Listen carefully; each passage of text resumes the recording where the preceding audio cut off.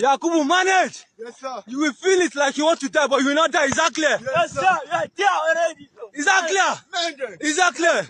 Shout a boom! A boom! In that corner,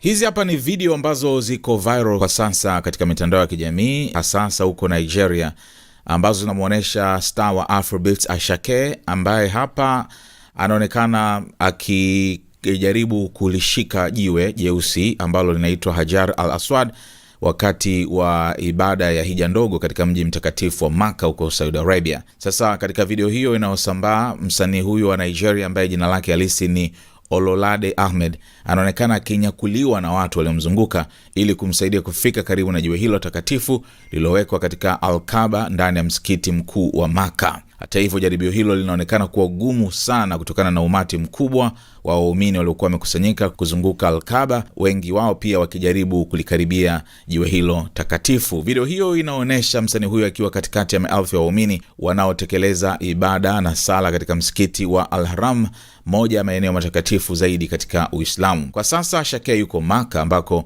maelfu ya Waislamu hukusanyika katika mwezi mtukufu wa Ramadhan kwa ajili ya ibada, sala na kutafakari kiroho.